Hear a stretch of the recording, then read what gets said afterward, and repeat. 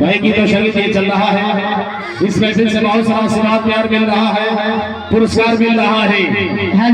और आइए गीत और संगीत के लिए मारो जी हमारे कंपनी मालका हिंदुस्तान की शान बिहार की जान और भैया की तरफ से बहुत आशीर्वाद। क्या बात है, ठीक है। अरे सुना सुना साथिया, अरे ससुरा के बातिया,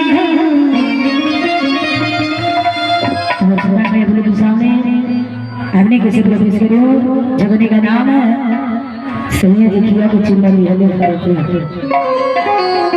का नाम है। और जो होली का कैसा आया है सुपर भोजपुरी में जी मेरा ही चैनल है और उस चैनल के आप लोग उस होली गीत का आप लोग सुनिए और मेरा चैनल का लाइक और सब्सक्राइब कीजिए।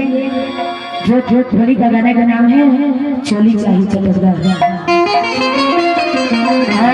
मेरा जो चैनल भाई उस चैनल का नाम है भोजपुरी सुपर म्यूजिक। उस चैनल का आप लोग लाइक और सब्सक्राइब कीजिए और ध्यान से सुनिए।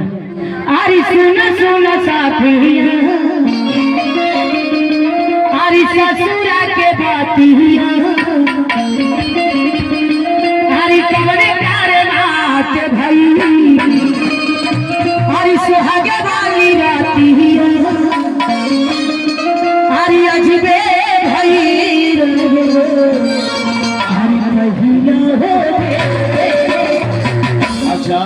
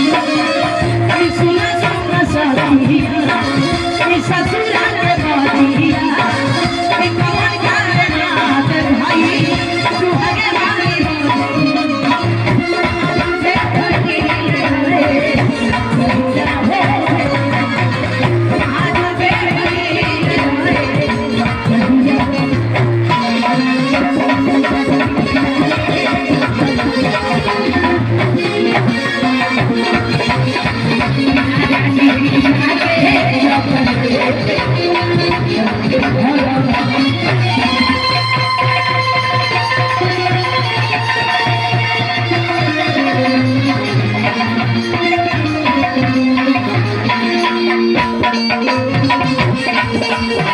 अजूरी है जब चाहर से डरी है